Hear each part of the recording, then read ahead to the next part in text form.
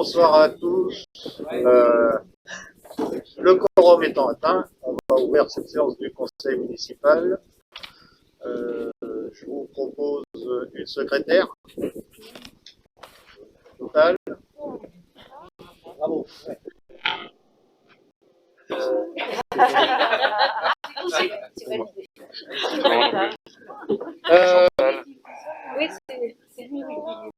Le premier point, l'approbation du PV du Conseil du 18 novembre 2021.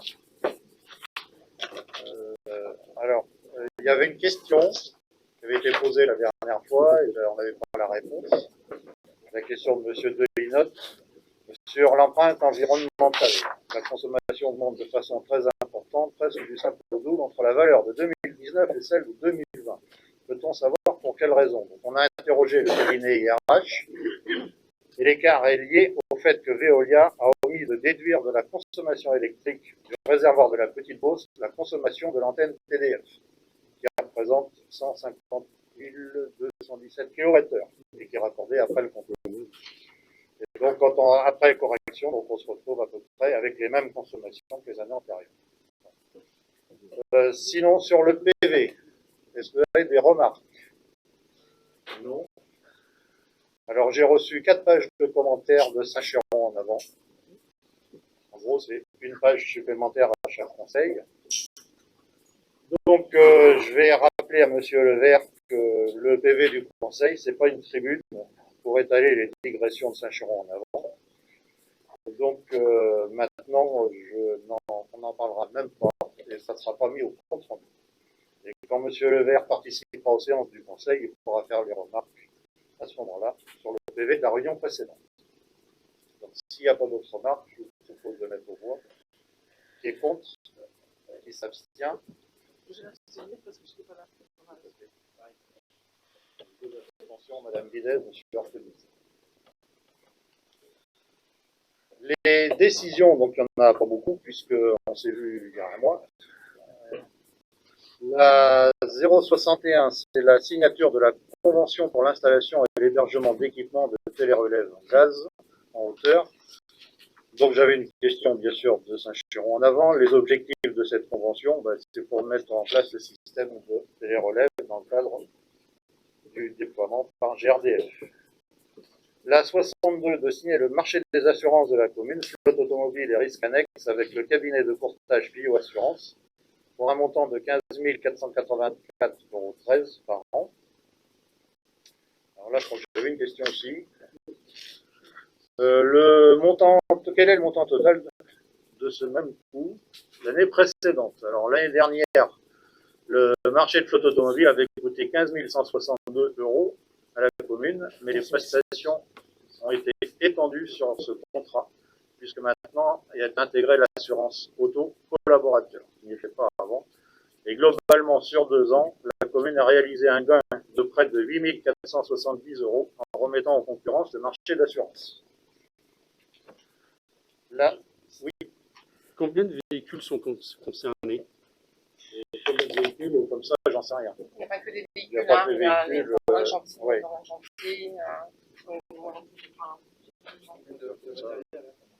Ça, on pourra regarder et vous donner la réponse. C'est tout ce qui est roulant. Oui. On doit assurer tous les véhicules roulants. Donc on a tous les tracteurs, les tondeuses qui sont dans... Quels sont les risques annexes? Quand on parle des risques annexes. La responsabilité en personne. Oui, ça doit être des projections de cailloux quand ils passent la roto, machin, des choix. Cette assurance, non, les risques annexes, pour moi, c'est les risques liés aux conducteurs, des choses comme ça, aux passagers. Enfin, voilà, c'est plutôt ça.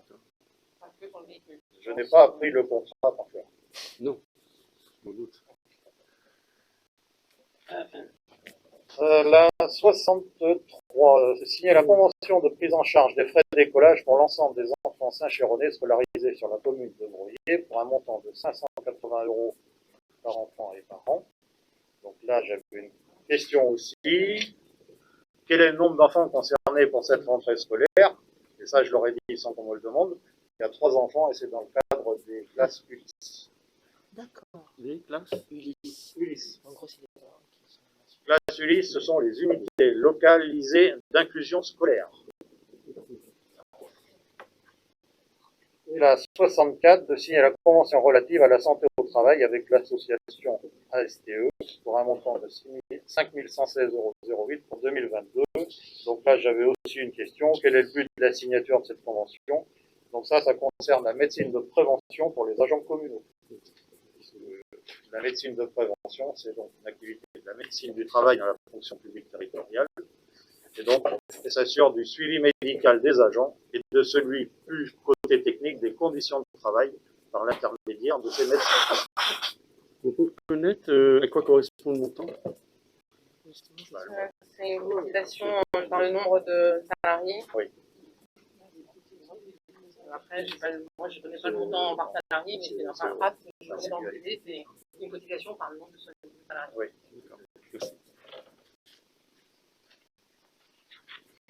Alors, on va passer à l'ordre du jour. Le premier point, l'acquisition d'un bien soumis au droit de préemption urbain. Donc, quand même, je voudrais préciser d'abord que j'ai une délégation de signature qui m'a été délivrée par le conseil municipal et qui me permet d'exercer le droit de préemption. Mais dans ce cas précis, je tenais à ce que ça soit vu par le conseil municipal, puisque c'est quand même un montant important. Donc la commune avait lancé une étude pour l'agrandissement du groupe scolaire du Pont-de-Bois pour répondre aux prévisions d'accroissement de la population dans les années à venir et ainsi donc permettre l'accueil de nouveaux élèves au sein des établissements scolaires. Et donc cette étude a mis en évidence la nécessité de créer des classes supplémentaires et d'augmenter la capacité du restaurant scolaire. Donc nous avons une opportunité puisque actuellement il y a une propriété bâtie qui touche le groupe scolaire et qui a été mise en vente. Et donc nous vous proposons de préempter pour un montant estimé, si je me rappelle bien, de 229 000 €. Oui, c'est ce que je me suis dit.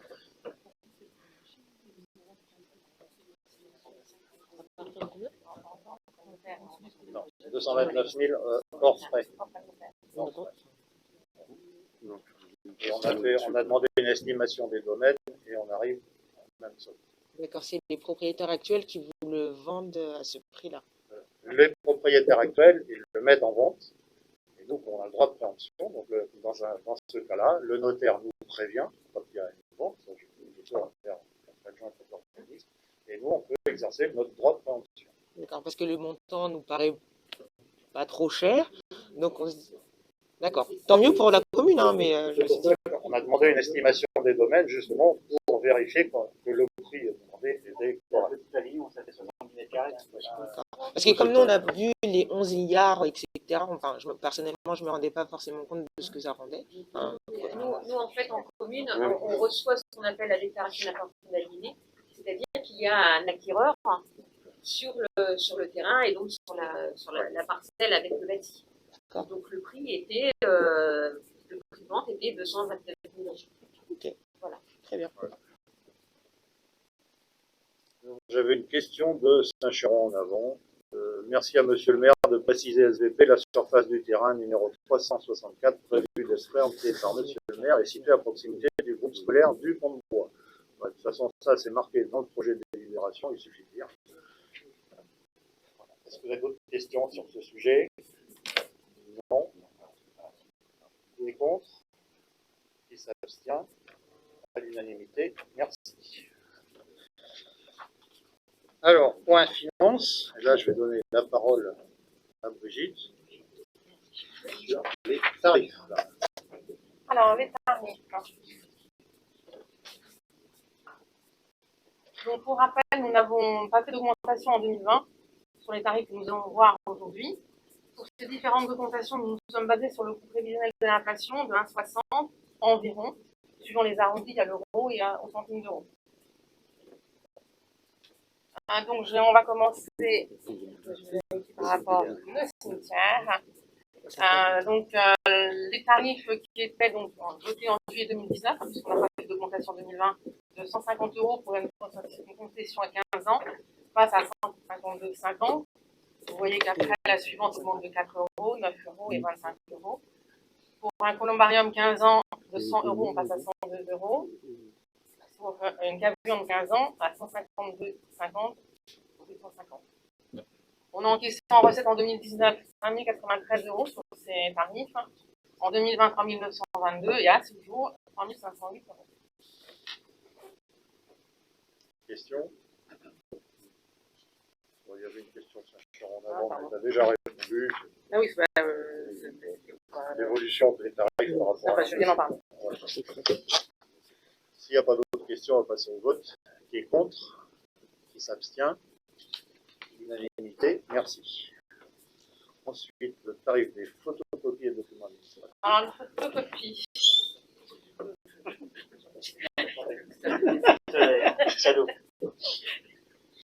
Alors, vous voyez que les montants sont très faibles et que comme c'est une régie qui encaisse la plupart de ces photocopies, nous n'avons jamais mis de petits centimes, c'est-à-dire 1, 2, 3, 4. Donc, on arrondit toujours à 0 ou à 5. Et là, pour éviter d'avoir des augmentations faramineuses, on a laissé les tarifs à 4 recto verso et à 3 recto verso au même montant. Par contre, on a augmenté à 3, puisqu'on a en plus de l'avis, le coût du papier qui a augmenté. Donc, quand c'est des plans importants, on a mis 5 centimes en plus sur le A3. Alors, si vous faites l'opération pour pourcentage, c'est énorme, mais ça n'a fait que 5 centimes. Et là, c'est des gravures, on a mis 6,25, d'autres 6,15. Du coup, l'année prochaine, on augmentera le A4, on augmentera le A3, voire mettre des centimes supplémentaires. On peut juste savoir le montant à quoi ça correspond, le CD gravure. Est-ce que c'est la gravure plus le CD Oui. Le support Le support plus Bon, il y en a pas, regarde, il y en a pas, si, il y en a peut-être dedans, je ne sais pas, je n'ai pas le détail. C'est ça qu'on sont ensemble. Il y en a eu au début, je ne pense pas qu'il y en ait tant que ça maintenant. On est bien d'accord, c'est pas un DVD, c'est bien un CD. Oui, c'est pour reproduire les plans. Ça paraît. En recette, on a eu pour que. Oui, on l'a laissé encore. Parce que, non, je ne suis même pas sûre. Donc en recette 2019, vous voyez, on a eu 50,20 €, donc c'est pas ça qui va nous faire cette conséquence. 43,005 € en 2020, et pour l'instant, on n'a rien puisque la régie du dernier trimestre n'a pas encore été votée, hein, puisqu'on est que. Non, c'est ce que je pense pas. Désolé, mais.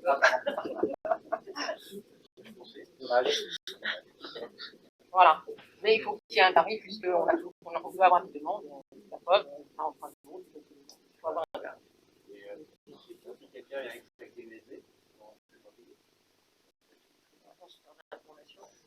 L'information, on ne va pas le faire de toute façon, en principe, on sécurisé, on ne va pas faire une clé sur un. D'accord, on fait pas, on prend la clé. On est d'accord. On pourra peut-être mettre le même prix en fournissant une clé, pareil. Et voilà. En principe, on évite les USB de l'extérieur sur les réseaux. On est d'accord, mais justement, mais on pourrait. On verra que c'est fini. Parce que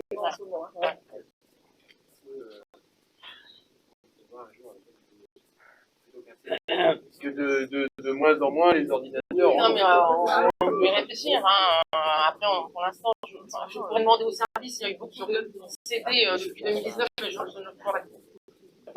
Je n'y crois pas de tout. Parce que maintenant, avec la démat, on ne pourra même plus avoir de photocopie. D'autres questions? Non. Qui est contre? Qui s'abstient? Unanimité. Merci. Le point suivant, la prestation de recherche pour le service urbanisme. Alors, pareil, dans les mêmes conditions, donc on passe de 22,50 à 22,90. Et vous voyez qu'on a eu énormément de recettes encore, 33 € pour 2019, 33,50 € pour 2020, et à ce jour, 5,50 €. Bon, mais ça doit exister, donc. J'ai une question. Je ne sais pas si tu as fini, Brigitte, excuse-moi. Je disais, comment ça se passe quand c'est inférieur à 1 heure?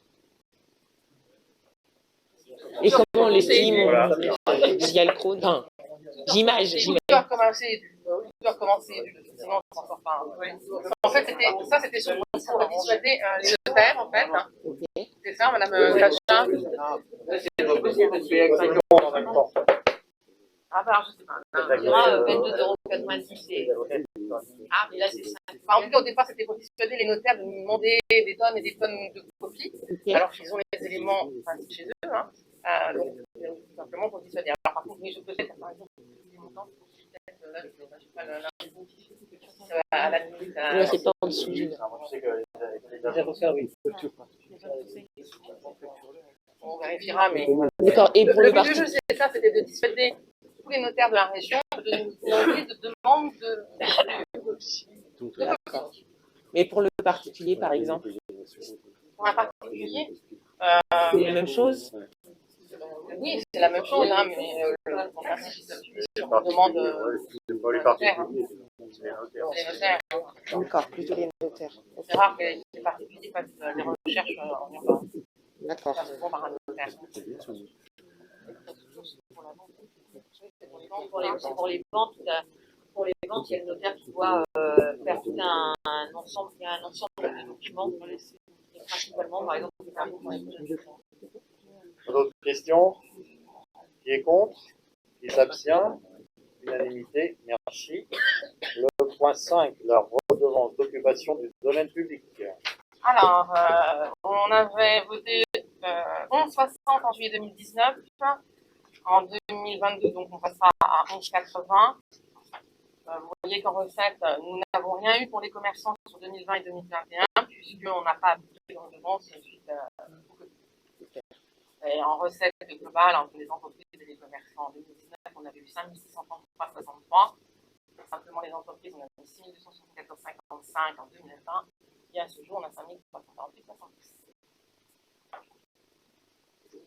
De quelle dépendance du domaine public s'agit-il? Les trottoirs, notamment pour les commerçants, les places, les places, la place de l'église, par exemple, pour Il s'agirait des terrasses? la terrasse d'été. Ah, des terrasses, ok. Et ça concerne le marché aussi ou pas? non, pas nos tarifs. Les marchés, C'est un autre tarif. votre tarif. D'accord. Mais c'est le- Oui, tout à fait. Après, du coup, vous ne faites pas de distinction entre les types d'activités là-dessus, c'est vraiment un tarif unique. C'est le domaine public, donc on calcule 100%, c'est la surface. Voilà.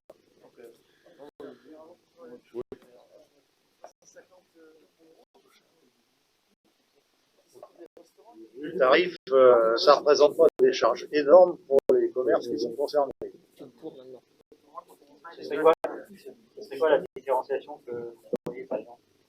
Non, mais regardez par exemple sur d'autres communes, ils faisaient des différenciations par exemple entre d'activités, on va dire clientèle, comme les terrasses, les bars, avec d'autres, avec des artisans par exemple qui monopolisaient des places avec leurs camions. Non, là c'est différent. Là on parle uniquement de ce qui est trottoir, terrasse. Voilà. Parce qu'il a dit, il y avait écrit stationnement aussi. Et Après, il y a aussi la GADF, Orange et CTE qui ont aussi. Ah oui, ça fait aussi du domaine public. Puis les commerçants qui mettent leurs étals sur le trottoir. Oui. Ça ne sera pas uniquement la restauration. Non, c'est pas beaucoup. Hein. Est-ce que ça concerne par exemple aussi la place devant là où il y a le fleuriste dans ce coin-là? La fontaine? Juste pour ma culture personnelle, c'est combien de mètres carrés, par exemple le fleuriste ou la terrasse, je me rends pas compte. Voilà, là, tout le monde montre trop. C'est pas mon maître, c'est pas les Histoire de voir 2 croix, enfin, je veux dire, la largeur de on a un mètre, la largeur d'un petit et enfin, la profondeur de leur terrasse. Et là, je peux non, grosso modo, juste pour que je me la vois. touriste, elle va pas avoir grand-chose. D'accord, ok. Il va y avoir le trottoir sur un.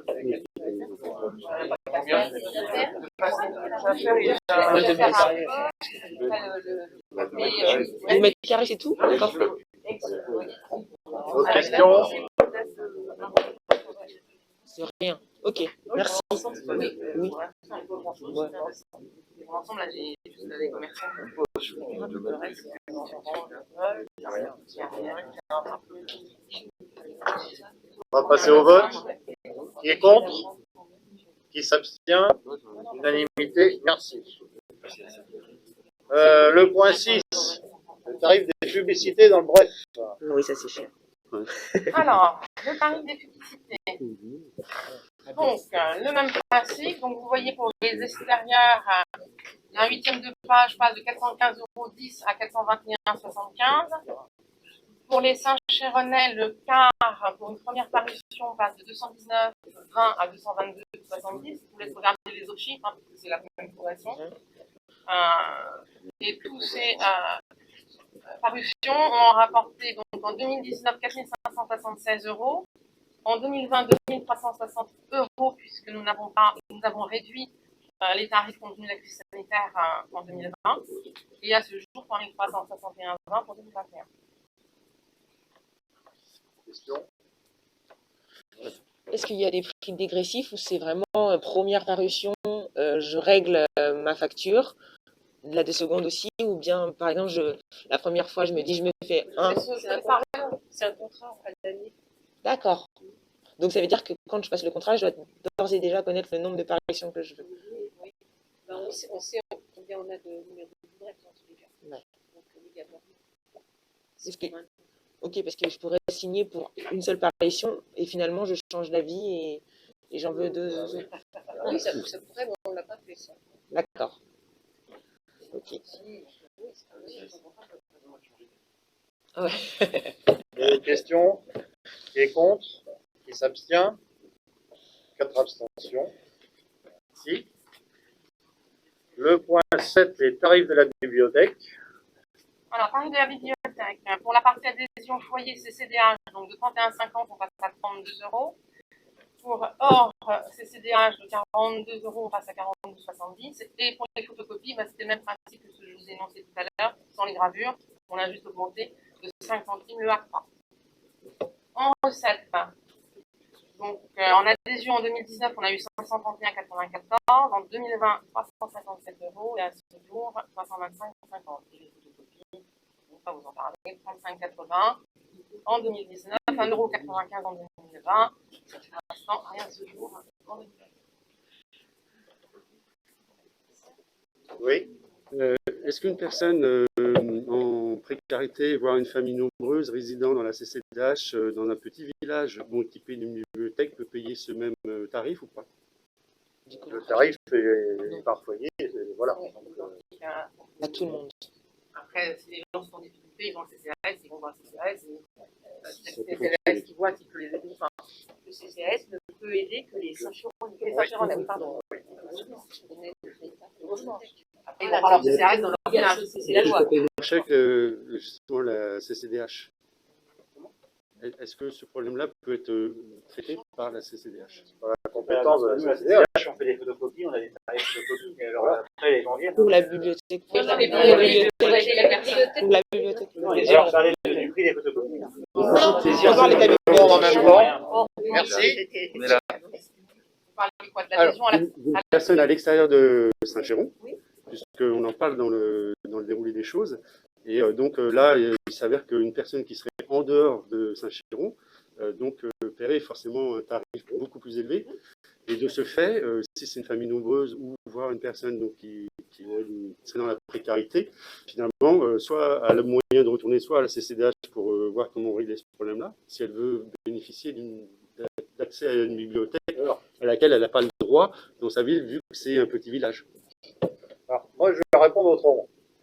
La bibliothèque de Saint-Chéron, tous les frais sont supportés par la mairie de Saint-Chéron. Historiquement, on a mis ce système en place parce que les communes autour faisaient la même chose. Et donc, on se retrouvait avec les extérieurs de la commune qui venaient à la bibliothèque de Saint-Chéron parce qu'elle était gratuite. C'est pour ça qu'on a mis ce système-là en place. Maintenant, rien n'empêche les communes auxquelles appartiennent les familles de financer, dans le cadre de leur CCAS, les familles qui veulent venir dans notre bibliothèque. Et là, c'est du ressort de leur CCAS et non pas de notre commune. D'accord. Et pas préparer la CCDH. Sur les extérieurs à la commune. Alors maintenant j'ai compris la question. Désolé. Là, effectivement, pour le coup, la CCDH, elle n'a pas du tout la compétence future. Donc, voilà. Là, On peut pas on aider. apparaît que pour des problèmes de hors CCDH ou dans CCDH. C'est ça. Et même Mais au on n'y est niveau pour du rien SIAS, dans l'histoire. et même au niveau du SIAS, je veux dire, le SIAS n'a pas la compétence, n'a pas la compétence d'aider les administrés dans ce domaine. Et est-ce qu'on a des visites finalement après ça, des personnes habitant dans la CCDH? Ou même pas finalement? On a quelques personnes. Il y a des recettes, donc ça veut dire qu'il y a bien Quand même, il y a quand même des visites. des Ok. recettes. Ça doit faire une dizaine, peut-être une dizaine, hein, pas plus, hein, d'après ce que j'en sais. Ça veut dire que notre bibliothèque plaît, c'est pas mal.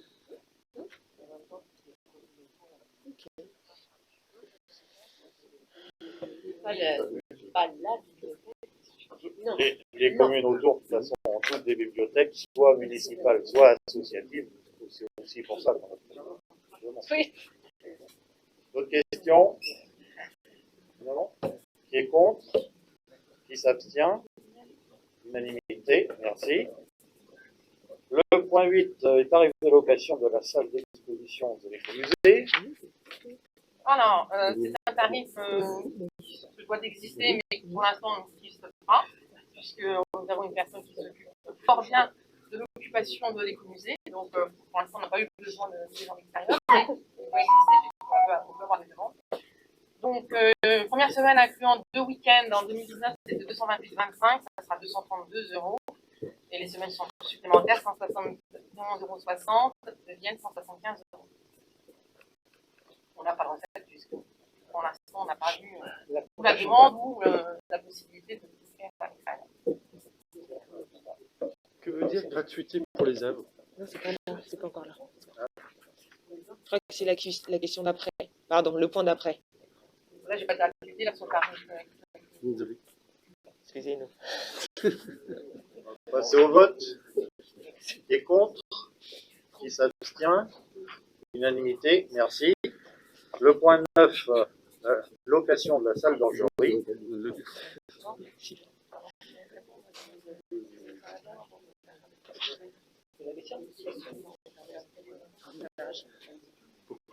Alors, tarif de la salle d'orgerie, pardon.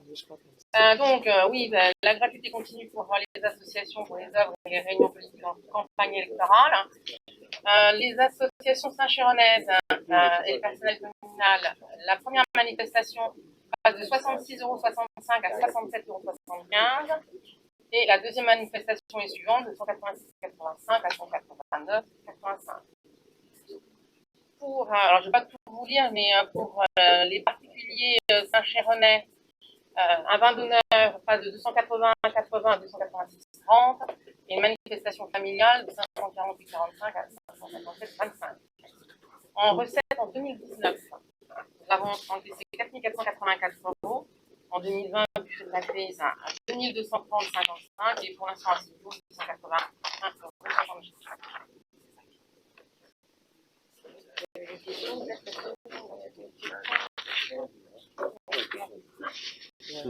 Question? Oui, pardon, excusez-moi. J'ai une question de vocabulaire. C'est-à-dire que j'ai pas bien compris ce que ça voulait dire. Personnel communal et assimilé. Le personnel de la mairie a le droit à une manifestation à 67,75 € dans les salles d'orgerie et vous allez voir une fois par an. D'accord. Et je voulais savoir. Assimilé chez les élus. D'accord. Ok, parce qu'il y a écrit une fois par an et Une fois par an. ça veut dire que chacun d'entre nous là peut louer la salle. Une fois par an. Si elle est Une libre. fois par an, Alors, pas deux. Attends, Si elle est libre. ce que j'allais dire, la nuance près, j'ai bien précisé dans le règlement des salles que la priorité c'est la mairie, ensuite les associations et après les particuliers. D'accord. Et je voulais savoir pourquoi maintenant on demande une participation aux associations, parce qu'on me dit que dans le passé c'était complètement gratuit. Ouais. C'est ce qu'on m'a dit. La première pour les œuvres, là, les œuvres, c'est par exemple une assemblée générale. Celle-là, elle est gratuite. Effectivement. Par contre, si vous me faites pour la galette, vous me faites pour ce que vous voulez, là, ça sera la première manifestation. ou un spectacle de gym, ou un spectacle. Ça s'explique, hein, parce que c'est vrai que quand tu fais une assemblée générale, tu ne salues pas la salle. Le téléthon. Dès que tu commences à faire la fête, mais parce que c'est tu vas quelqu'un pour nettoyer, après, c'est pas du tout la même chose. Rembourser. Au niveau électricité, au niveau radiation, tu dois utiliser. Donc, une assemblée générale, c'est des discussions, et donc tu payes. Enfin, tu dois aller décider, c'est gratuit pour une assemblée générale. D'accord, parce qu'une par an, ça me semble. L'assemblée générale, Non, enfin, la gratuité pour une fois par an. l'assemblée générale, c'est une fois par an. Non, mais pour une manifestation, ça veut dire. Oui, pour n'importe qu'elle soit. Parce qu'on m'a. Vu le nombre d'associations que tu as, si tu veux En faire gros, plaisir à tout le j'imagine. monde, si tu commences à limiter les choses, alors là, il y aura toujours la même association qui va prendre. Hein. C'est vrai que la logistique est L'association importante. à Saint-Chéron, ça va pas être simple. 51, Donc, fois 2, hein, ça va être pas mal. Du coup, je suis désolée, je reviens un peu en arrière. Est-ce qu'on peut définir ensemble ce que vous entendez par œuvre?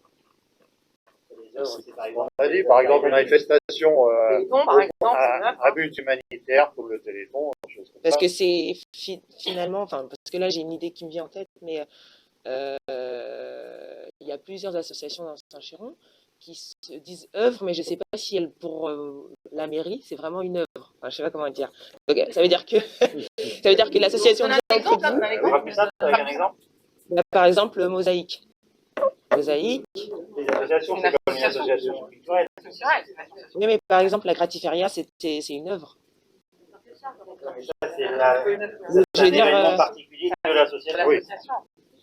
Les œuvres, par exemple, c'est la lutte contre le cancer. Enfin, c'est des œuvres reconnues d'État. Enfin, il faut que ce soit d'État et pas pour la public, commune, voilà. pas pour le bien de la commune. D'accord. Mais, par exemple, vous avez loué la salle. Oui. Ils ont loué, oui. Oui. vous avez dû avoir un tarif de 180. Ils ont eu le premier tarif. 66 €, ça va, vous avez C'est moi qui m'en occupe, donc. Mais je vais dire, comme c'est pour moi, ça semble être œuvre. Les tarifs sont beaucoup plus. D'autres questions? Ben oui. D'autres questions? Non, je pas. Qui est contre? Je suis la seule. Une voix contre? Gisèle. Merci. Le point 10, la salle du bois. Donc c'est pareil pour la salle du bois. Donc, C'est pas grave, je vais poser après. pardon. Donc pour les associations qui ont un rayonnement intercommunal, on passe de 241,40 à 245,25. Les particuliers, alors, attendez, je lis bien ma ligne, 280,81 à 290,30. On a encaissé en 2019 pour le compte de bois 2100,85. En 2020, beaucoup moins du fait de 574,65. Et pour l'instant, 2021, 494,85. Question, les mêmes que tout à l'heure. Oui. Une autre question. Dans le nouveau quartier, il y a une salle des associations qui va être qui est prévue. Maison de quartier. Ah, tu fais la grimace. Qu'est-ce qu'il y a? C'est une salle de quartier pour l'instant, c'est pas une salle des associations. C'est une maison de quartier. D'accord. Mais est-il envisageable de prévoir une salle donc, qui serait prévue pour les associations et gratuite, si possible?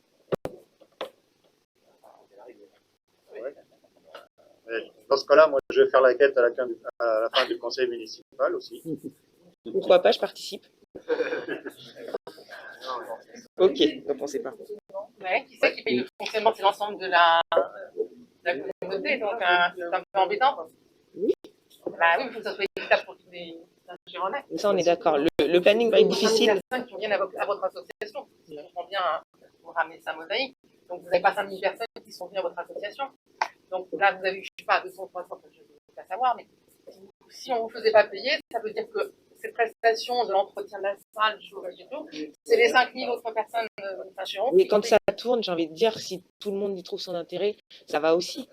En même temps, on pourrait soulever un Monsieur autre Le Père point. serait là, il vous dirait, il faut trouver des recettes. Donc, on reste à voir si vous voulez. Là, j'ai un peu de mal. Ça, pour mettre à disposition des associations, parce qu'il y en a d'autres qui ont des locaux et d'autres non. Donc c'est pour ça que par ce site d'équité, il n'y a pas d'association à Saint-Chéron qui ont des locaux qui leur sont propres. Mais c'est une association, c'est une convention, avec le département. Non, et puis c'est payant, gratuit. C'est pas gratuit. puisque à la Non, il y a une valorisation des locaux, une valorisation des fluides. Non, nous, on paye un peu moins en conventionnement avec le département. C'est pas gratuit, par exemple. Voilà, si vous voulez savoir ça. Non, après, tout ce qui est sportif et tout ça, c'est mis justement avec après le gymnase. Donc, ceux qui font du yoga, on estime que, voilà, qu'on n'y a pas cette salle, donc c'est pour ça que c'est gratuit ici. Voilà, mais. Un exemple auquel on pense pas. Bah, je vous donnerai les noms des associations en question. Bon, après, c'est pas pour pointer du doigt, pas du tout, pas comme ça, pas du tout. Et c'est juste pour dire que comme ça, on peut tourner et que chaque association, moi j'ai dit celle-là, mais j'en ai plein d'autres avec lesquelles je pense pas. Alors, le souci, c'est quand même, on a quand même peu de salles, donc c'est vrai que c'est un peu compliqué pour que tout le monde puisse voter. Ah oui, ça, par contre, qu'on parle de tout le monde. Hein. Si tu as des associations, ACL, c'est gratuit. Et c'est culturel, quoi, je veux dire, leur association, c'est pas. Alors, c'est vrai que mes collègues me disent, il ne faut pas oublier non plus que les associations reçoivent des subventions de la commune. Ouais, voilà. Ok, donc subvention, c'est pour ça qu'il fait De toute façon, il n'y a pas, je veux dire, si on est assez francs les uns et les autres, on se dit bien que plus on va créer de lieux, et plus c'est gratuit, et plus ça va être au niveau budgétaire. Ah, mais ça, on est d'accord. Et plus tu augmentes tes impôts. Parce que, excuse-moi, mais l'argent ne tombe pas du ciel. On est d'accord Normalement, là-dessus. quand tu dois faire fonctionner les choses, en fin de compte, c'est une solution. Soit tu augmentes tes impôts, et justement, je dirais, gérer tout ce qui est budget comme ça de fonctionnement. Parce qu'en fait, ce qui ne coûte pas le plus cher, c'est pas l'investissement. Vraiment, l'investissement, tu as des subventions pour ça. D'accord? Le plus gros problème, c'est qu'une fois que tu as construit ton lieu, c'est le fonctionnement. Voilà. Donc, c'est pas 150 solutions où tu augmentes tes impôts pour justement payer tout ce budget de fonctionnement, où chacun participe, en effet, je dirais, à l'entretien des locaux, etc. Voilà. Voilà. Surtout que si je vous propose d'augmenter les impôts, vous allez voter contre. Voilà. Et pour ça, on dira alors.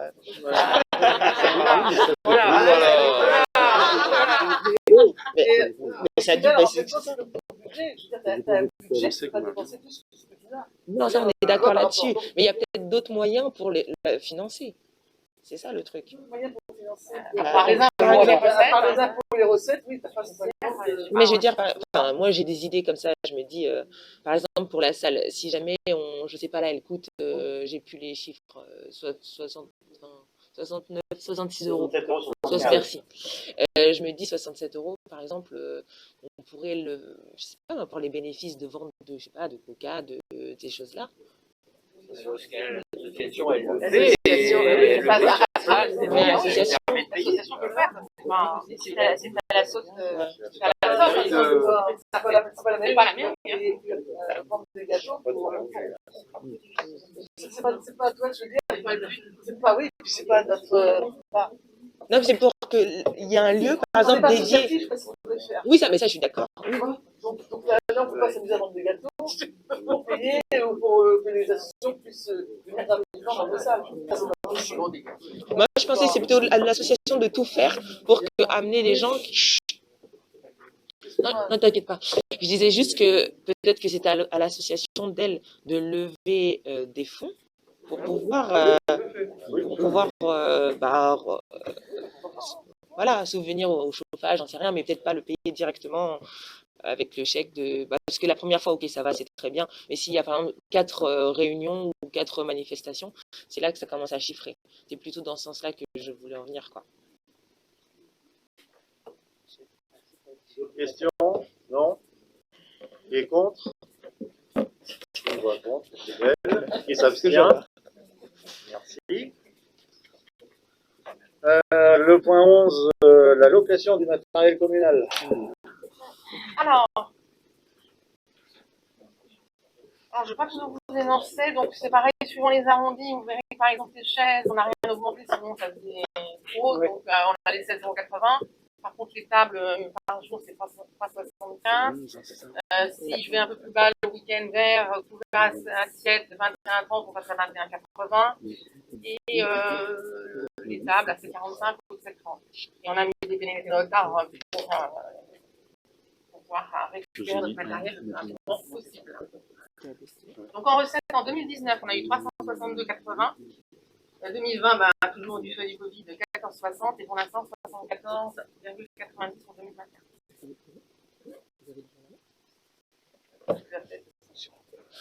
Comme personne en 2020. Hein. On fait plus la fête nulle part. Des questions? Non? Qui est contre? Qui s'abstient? 2 abstentions, monsieur Delinotte et monsieur Michaud. Il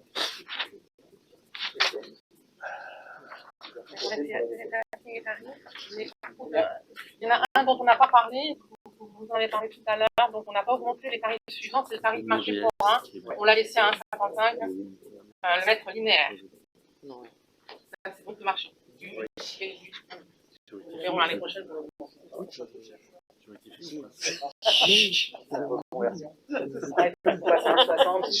Oui, j'en meurs. C'est un marché, c'est ça. Oui.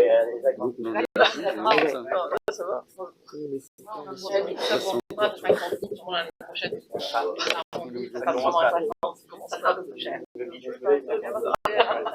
Alors, le point 12. Décision modificative. Troisième. Alors, la troisième. Donc, une décision modificative tant en investissement qu'en fonctionnement, afin d'inscrire, comme vous l'avez pu le noter sur la première délib, l'achat du terrain bâti, d'une part, et de répondre à la demande de la trésorerie pour un complément d'amortissement sur un matériel d'incendie non éligible à l'époque à l'amortissement 2010-2012 pour la population, etc., etc. Mais en 2021, avec la nouvelle trésorière, ça devient bloquant. Tous les ans, nous avons des problèmes avec les amortissements qui sont bloquants de l'année, pas beaucoup. On a un peu de mal à suivre, mais on va y arriver puisque avec la N57, on devrait être au point. Enfin, je l'espère. Donc, on a rajouté aussi en fonctionnement l'apport en déchanterie d'immondices, parce que nous avons eu quelques soucis et je vais laisser les images parler et M.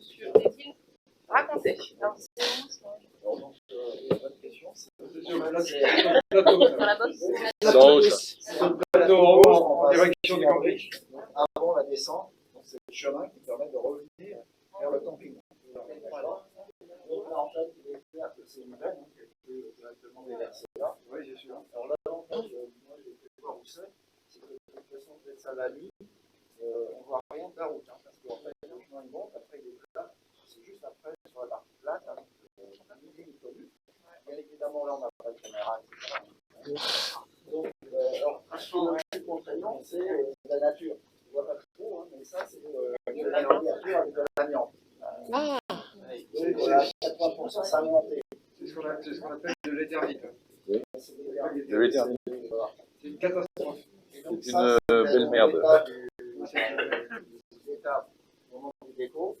Et on a été obligé d'enlever assez rapidement parce qu'en fait, ça gênait l'agriculteur qui peut moissonner son maïs. Et donc ça, c'est enfin l'enlèvement. Donc on a ramené le chemin à son état initial. Ouais. Et on l'a considéré. Donc en fait, donc on va faire un stockage provisoire. C'est une entreprise qui a dû récupérer les matériaux. Stockage provisoire dans une des endroits de la commune qui servent de stockage tampon. Donc c'est entièrement bâché et bien protégé. Donc ça c'est pour rappeler quand même, parce qu'on a 150 endroits, donc c'est facile à identifier. Donc là il faut rappeler que c'est un endroit qui est interdit à l'accès. Parce que on sait que certaines personnes y vont. Donc on peut prendre des photos, c'est le risque est terrible. C'est pour pousser. Ouais. D'accord. Moi, je suis ça maintenant, on peut pas prendre ça et en mettre bah, oui. c'est-à-dire que là, faut qu'on aille, Très très réglementé, ça. faut qu'on aille en fait au contact d'une entreprise spécialisée qui vienne le récupérer et qui l'emmène dans un point prévu pour le retraitement, le dépôt de retraitement. Et le suivi, puisque dans 2 ou 3 ans ou 10 ans, on peut nous demander. Ce qu'il faut savoir, c'est qu'on reste responsable. C'est-à-dire qu'on reste responsable à vie de ce dépôt que nous, on n'a pas fait. C'est un pourquoi. Est-ce que le dépôt, il amène directement le sol? Non. C'est complètement inerte. Là maintenant ou avant? Non, maintenant, là. Bah non, il est bâché. Maintenant, il On va est passer d'un endroit environnemental protégé à un autre. Donc, le minimum, c'est quand même que ça laisser ça devant l'agriculteur. S'il est à même le sol, il est quand même emballé dans un plastique. Le plastique s'abîme aussi avec le temps. Donc, Oui, Ça va apparaître sur 10 ans. Voilà, c'est pour ça qu'on en parle en DM3. C'est prévu. Notre objectif, c'est que ça parte dans les semaines qui viennent. D'accord. Donc, on a déjà un premier devis, on est en train d'en attendre un deuxième devis, parce que c'est des entreprises spécialisées. Et ça nous coûte la bagatelle de. On va demander de budgéter en DM3 10 000 €. J'en profite parce que les dépôts sauvages, c'est un vrai problème. C'est un problème pour nous. Il y a eu un article la semaine dernière dans Le Parisien, extrêmement intéressant. En volume, en poids, en 2018, au niveau de la France, c'était 520 000 tonnes. En 2020, c'est 1 million de tonnes. Ça a doublé en 2 ans. D'accord. Il faut savoir que 1 million de tonnes, c'est l'équivalent de 15 kilos par an, par personne, par habitant. C'est-à-dire que tous, 15 kilos, voilà. D'accord. Et en fait, quand on sonde un peu, il y a 27% de la population qui reconnaît avoir au moins une fois balancé quelque chose par la fenêtre. Alors, ce qu'il faut voir, c'est que ça part des mégots. On n'en parle pas beaucoup, c'est pire. Mais c'est les emballages de sandwich, c'est des mouchoirs, c'est des canettes, Les masques, il y en a partout. Ah ouais, c'est Une tonne de masque, en fait, un certain nombre Si vous voulez, j'ai 1 million de tonnes, je peux vous dire ce que ça représente. Ça correspond à 83 millions de tonnes. Ça correspond à 100 nouvelles tonnes.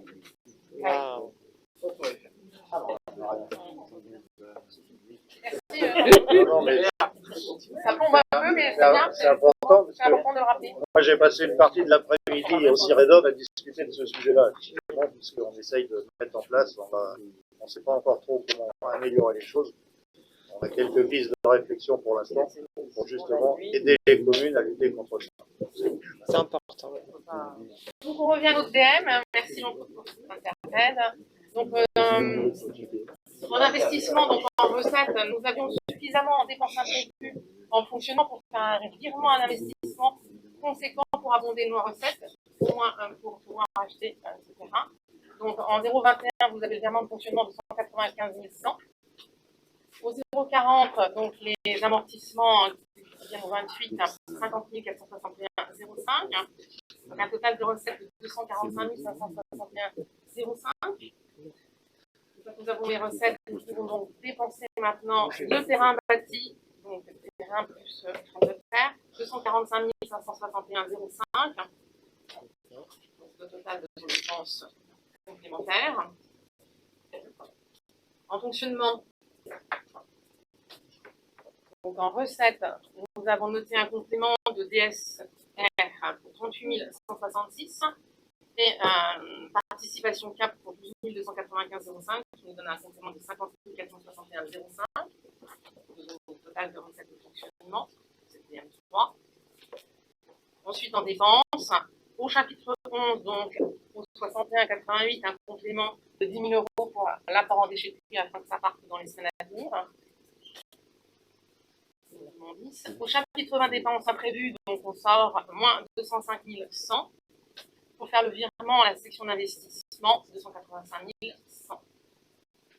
95 000 par an.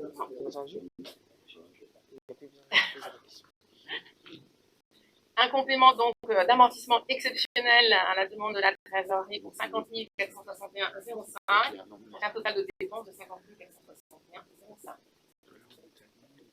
Et donc notre débit peut se présenter de la manière suivante. On a des questions sur cette DM. J'avais une question, ça change rien. Merci Merci à monsieur le maire d'expliciter SVP le montant des dépenses imprévues de fonctionnement d'un montant de 250 je peux expliquer à monsieur Levert que les dépenses imprévues servent effectivement aux imprévus de dernière minute.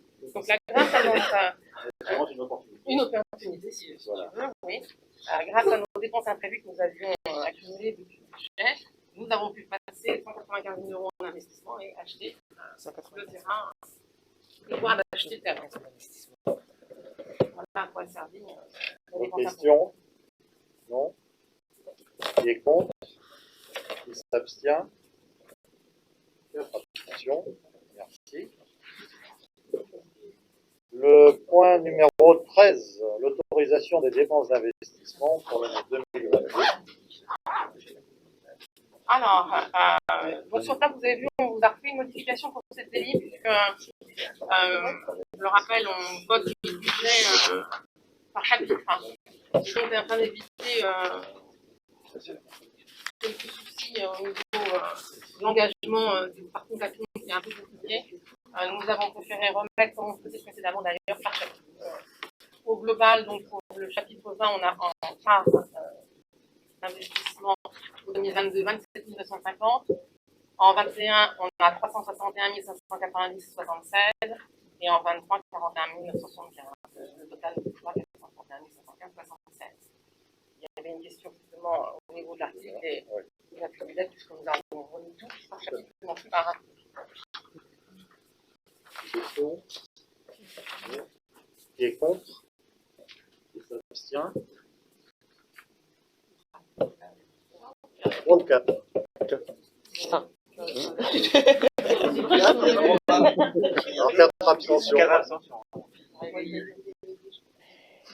Sinon, on va se faire. Je pense que les services seront contents. Comment ils pourront travailler. Si, parce que la majorité est pour. Ils s'abstiennent.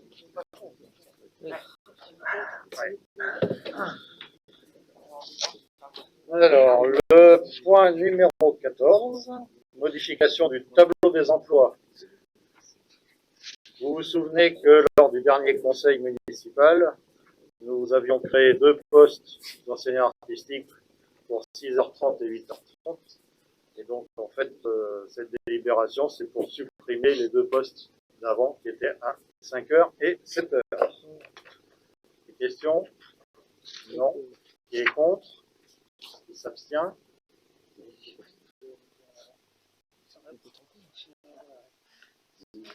Ah oui, une question de Saint-Cheron avant. On est à la 14. Qui demande le nombre total d'emplois équivalents temps plein des services de la mairie à l'issue de la dernière modification du tableau des emplois présenté au cours du présent CM. Alors, le total des équivalents temps plein travaillés est de 59,38 suite à la suppression de ces 2 postes. Et ça pour 79 agents. D'autres questions? Non. Qui est contre? Qui s'abstient? Unanimité. Merci.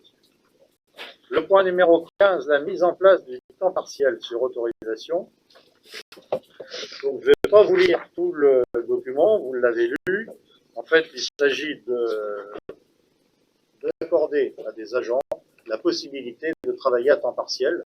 Et donc, dans ce cadre-là, on prend cette délibération qui a été validée déjà par le comité technique pour donner la possibilité à certains de nos agents qui en feraient la demande, soit sur autorisation pour des raisons personnelles ou pour la création d'entreprise. Est-ce que vous avez des questions?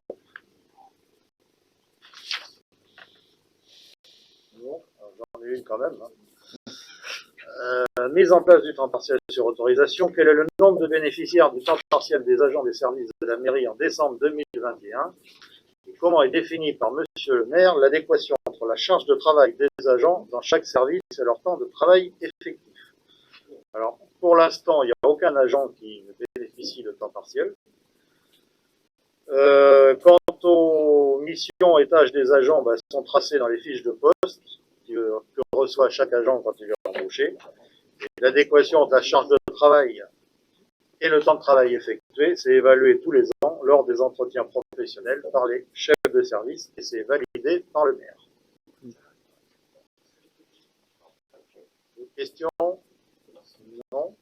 Qui est contre? Qui s'abstient? Merci. Donc le point 16, le nouvel organigramme des services. Donc, qui concerne la jeunesse qui est rattachée maintenant au périmètre enfance. Donc, on fait un service enfance-jeunesse. Et la maison des jeunes est rattachée à ce service. Le service ressources et moyens généraux qui est scindé en 2, avec un service ressources humaines et prévention et un service finances et marché public.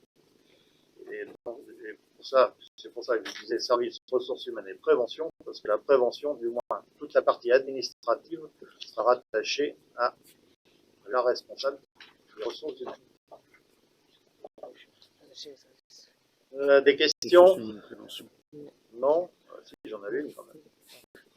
Suite à la mise en place de ce nouvel organigramme, les administrés se posent toujours la question: quel est le sésame pour l'obtention des actions nécessaires sur le terrain? Donc ça, c'est une question que je juge inacceptable et inappropriée, parce que c'est pas parce que les actions qui sont effectuées sur le terrain ne conviennent pas à M. Levert qu'il doit employer de telles expressions. Les services communaux et les élus font leur maximum pour répondre dans les temps impartis comme ils le peuvent. Et je rajouterai avec une pointe d'humour que pour les miracles, le service public ne sait pas encore faire. D'autres questions? On peut le dire aussi. On peut le dire. C'est la vérité. C'est la vérité. Merci Rémi. Qui est contre? Qui s'abstient? L'unanimité, merci. Donc l'ordre du jour est terminé. Maintenant, nous avons une série de questions diverses. On va commencer par Saint-Chéron en avant.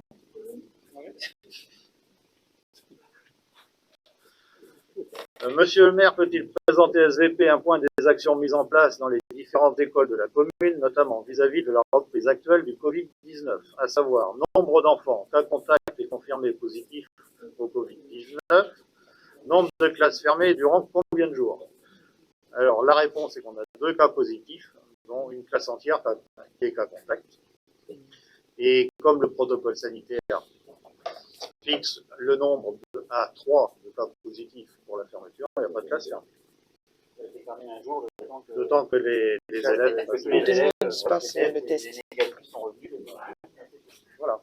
Il y avait quand même 3 cas finalement dans la classe. 2, d'accord. Ah d'accord, ok. Merci. La question numéro 2. Monsieur le maire peut-il préciser SVP les ajustements scolaires, cantines, garderies, études, etc. pour les enfants suite à la crise du Covid-19 actuelle? Alors, de toute façon, on a toujours appliqué le niveau 3 du protocole sanitaire depuis la rentrée, donc avec la distanciation entre les groupes à la cantine, les modifications des horaires de cantine et d'école, puisque grâce au décalage qu'on a opéré sur l'entrée le matin à 8h30, donc ça nous permet aussi d'étaler les services à la cantine. La question 3. Suite aux récentes nouvelles mesures édictées au niveau national pour lutter contre le Covid-19, monsieur le maire peut-il rappeler quelles sont les nouvelles mesures applicables pour les enfants fréquentant les écoles de la commune, en classe et pour les activités sportives? J'invite monsieur le maire, quand il aura un moment, à lire le protocole sanitaire, et il le trouvera sur le site du ministère de l'Éducation nationale. La question numéro 4, cela va vous plaire. Ramassage des feuilles en dehors du centre-ville. À quand le planning d'entretien et de ramassage des feuilles en cet automne sur la RD 132, sur le chemin piétonnier longeant la route et emprunté par nos écoliers, sur le chemin du Clos Fanon à la Petite Beauce, sur le chemin des Vieilles Pierreuses à Baville, sur bien d'autres chemins empruntés par les administrés.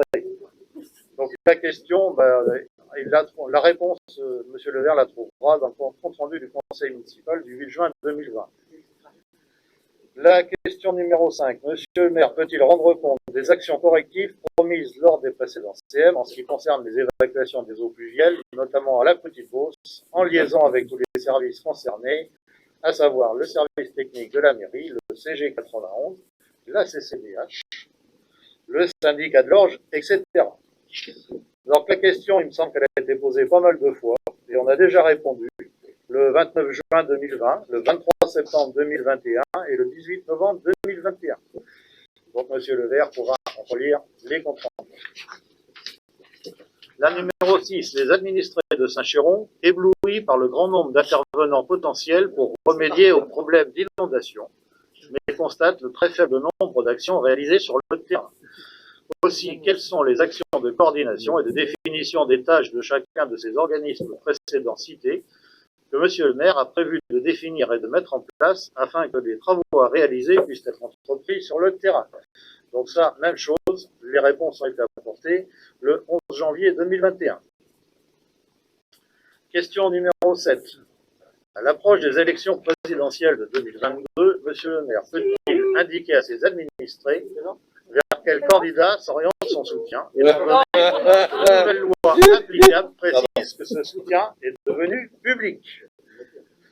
Alors, les parrainages, oui, ils sont rendus publics, parce que je crois que ça se fait une semaine avant le premier tour sur le site du Conseil constitutionnel, au journal officiel. Et puis, ce que je voudrais préciser à M. Levert, c'est qu'à ce moment-là, il pourra aller voir que le choix que j'aurais pu faire. Et de toute façon, pour l'instant, c'est un sujet qui n'a rien à voir avec le Conseil municipal. Question numéro 8. Afin que la participation aux élections présidentielles et législatives qui vont suivre, M. le maire peut-il faire remettre les nombreuses cartes d'électeurs actuellement stockées chez son secrétariat à leur destinataire au plus tard avant la fin du premier trimestre 2022. Alors, de toute façon, il y a une procédure. Cette année, d'ailleurs, toutes les cartes d'électeurs vont être changées. Donc, elles seront distribuées comme d'habitude. Et si je rappelle à M. Levert, s'il l'a oublié, que même sans carte d'électeur, on peut voter en présentant une pièce d'identité. Alors, de toute façon, on le rappellera encore dans le bref sur le site, comme on le fait à chaque élection. La petite bosse. Oui. Question numéro 9. Étant donné que la gendarmerie a pratiquement finalisé le bilan des chiffres de sécurité de Saint-Chéron, M. le maire peut-il communiquer ces chiffres lors du prochain CM et les publier dans le prochain bref? En effet, cela fait longtemps que M. le maire ne communique pas ces informations. Est-ce le manque de courage de dire ou l'absence de volonté de publier? Alors, le manque de courage de dire, si M. le maire en était en privé, je pourrais lui répondre. Là, je ne peux pas. Et puis, si la gendarmerie a pratiquement finalisé, ben, la réponse elle est dans la question. Moi, si tant que c'est pratiquement, c'est pas fait, et donc je n'ai pas les chiffres. Je crois que le commandant du groupement des temples a prévu de faire une présentation bientôt à la CCDH, si je me rappelle. Ouais. 2022. Question numéro 10. Le maire peut-il donner le numéro de la semaine prévisionnelle du prochain CM à défaut de la date prévisionnelle? Alors, la date, j'en sais rien pour l'instant, parce que pour l'instant, il n'y a absolument rien de trouvé. Donc, ça sera certainement courant janvier ou début février. Ensuite, question de Ensemble pour Saint-Chéron. Pourquoi la salle d'Orgerie et la salle du Pont-de-Bois ne sont-elles pas gratuites pour les Saint-Chéronais et les associations locales? Donc, je crois qu'on a déjà répondu. Avez-vous l'information que le bâtiment de la gare SNCF de Saint-Chéron est appelé à fermer? Si oui, pourquoi ne pas en informer les usagers saint-chéronais et surtout quelles sont les actions menées par la municipalité? Alors pour l'instant, moi je n'ai pas plus d'informations sur ce sujet, qui est une information qui est un peu récurrente, qui revient régulièrement. Ce qui est certain, c'est que je dois rencontrer le directeur de la l'INSEE, de mémoire c'est mi-janvier, et il est bien prévu qu'on aborde tous ces sujets-là. Parce que sur les, si je peux me permettre, juste sur les sites, il est écrit que le bâtiment va fermer. Donc si c'est publié, on suppose que c'est déjà dans les tuyaux et que... Il va fermer, c'est-à-dire qu'il y aura des conditions. Oui.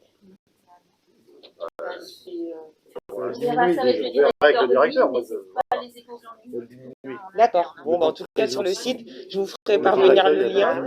Sur le lien, il y a bien écrit qu'elle va fermer. Il y aura... La ligne J'ai le site, mais ça me paraît cohérent. Enfin, je veux dire, c'est pas un Dans les site. projets Milléo-Gare que vous avez lancés sur la gare Saint-Chéron, il y a bien une existence. Voilà.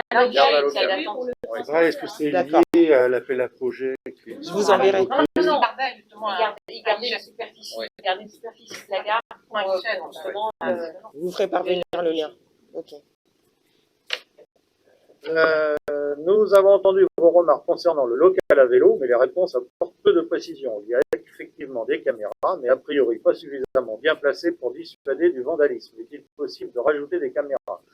Alors la vidéo-surveillance, c'est un programme pluriannuel d'investissement et bon, il évolue évidemment au fur et à mesure des besoins, s'il y a des besoins nouveaux, mais pour l'instant, il n'y a pas d'installation prévue à cet endroit-là. Quatrième question, quelle est la procédure à suivre lorsque des riverains souhaitent un miroir routier dans leur rue? Ils font une demande en mairie et ensuite la demande sera étudiée par les services. Oui, c'est ça. La question. Petite précision, excuse-moi. Juste un seul courrier suffit ou il faut vraiment plusieurs personnes de la rue ou, une seule... Après, il faut voir. Pour l'emplacement, hein.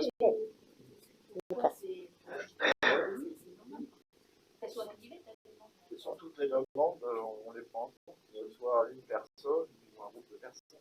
À partir du moment où il y a une demande exprimée, on regarde. Bien.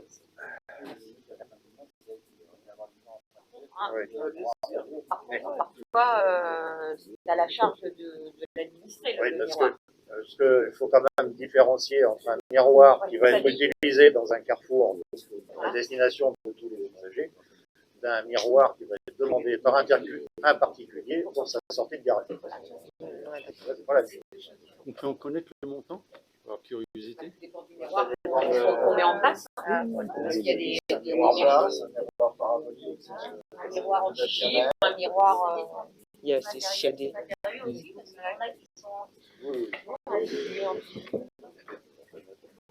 Question numéro 5. Lors de la réunion publique du samedi 10 décembre 2021 concernant le projet de l'éco-quartier Les Prairies de la Juminière, les riverains se sont plaints des coulées de boue dans leur garage. Que pouvons-nous apporter comme solution concrète à cette situation?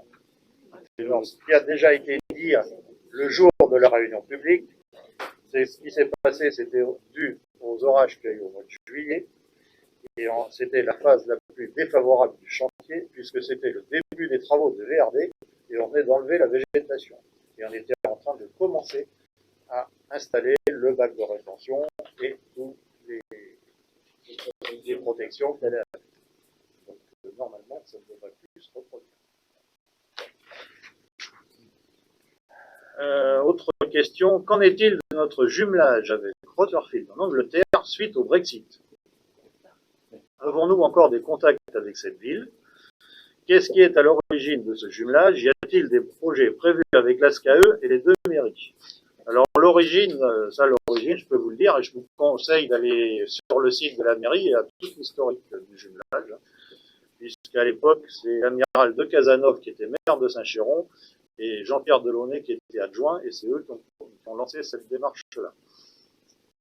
Alors après, le rapport avec le Brexit, pour moi, il n'y en a pas, parce que le but du jumelage, c'est quand même de développer des relations d'amitié entre des communes, et ça par des échanges réguliers. Ensuite, après, si vous voulez avoir des compléments, moi, je vous encourage à adhérer à l'association de l'ASCAE. Comme il y a déjà des adhérents, et s'il y en a un peu plus, ça sera encore mieux. Peut-être ce qu'il faut rajouter par rapport à l'article de Jean-Marie, c'est que c'est une population vieillissante. Tout à fait. Voilà, et que le problème de Rotherfield, on a toujours eu des problèmes pour faire venir les jeunes, c'est-à-dire un échange entre les écoles. Alors ça ne vient pas de Saint-Chéron, ça vient plutôt de l'Angleterre, dans le sens où ils n'ont pas confiance de laisser leurs enfants partir après ça. Pour eux, c'est beaucoup plus difficile que nous. Ils n'ont pas cette mentalité-là. Faire manger des grenouilles. En plus, Et les escargots. ouais, en tous les cas, ceux qui restent au niveau de Rotherfield sont très très anciens. En fait, ce sont les fondateurs du jumelage à l'époque qui sont toujours là. Et ça se renouvelle pas. Donc ça veut dire que le contact, finalement, il est... Ça se comprend un peu, c'est-à-dire qu'aujourd'hui, Il y a les jeunes, et je vous regarde beaucoup. Moi, j'aimerais bien y aller. Moi. On n'a pas besoin parfois de ce genre d'association pour repartir en Angleterre, ou pour partir en Italie, ou pour partir n'importe où. Et on sent bien que dans l'association, même là, c'est compliqué pour la faire vivre, quoi. Voilà, donc, et puis parce que là, franchement, Rotherfield, oui, c'est pas tout seul.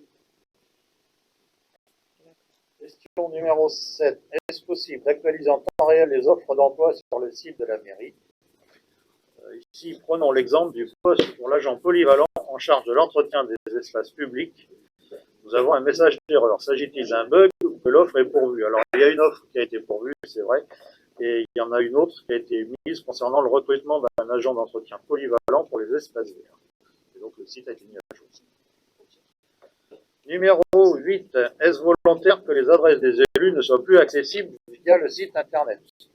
Donc, ces adresses mail, elles n'ont pas été reportées quand on a changé de site internet. Je pense aussi que les élus ne sont pas obligés de donner leur adresse mail. De toute façon, le plus simple pour les doléances ou les félicitations aux élus, parce que c'est bienvenu aussi, vous pouvez les faire directement auprès du secrétariat de la mairie. Et en plus, quand pour les demandes, ça permet, il y a un enregistrement, ça permet d'avoir un meilleur suivi. La question numéro 9, à propos de la tribune Internet, la date butoir de remise de texte est le 1er de chaque mois. Est-ce que cette date est maintenue pour le 1er janvier 2022, samedi, et pour les jours fériés, 1er mai, 1er novembre 2022?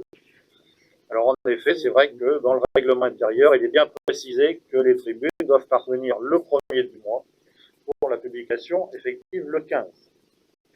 Alors évidemment, le jour, si le jour est férié, on accordera une tolérance de 2 jours, puisque je ne pense pas que le service communication ait l'intention de venir le 1er janvier au matin pour publier la tribune.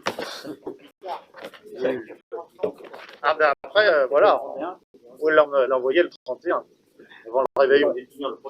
Voilà. Nous, on veut la dernière. Question 10. Qui s'occupe des boîtes livres dans la ville? Y a-t-il un tri, État, ou parlons-nous d'une totale autorégulation par les particuliers? Alors, les boîtes à livres, le but, c'est quand même que ça soit un système d'échange entre les Saint-Chéronais.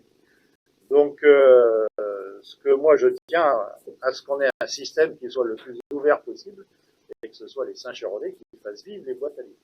Ce qui n'empêche pas que de temps en temps, on y va pour faire un peu de ménage.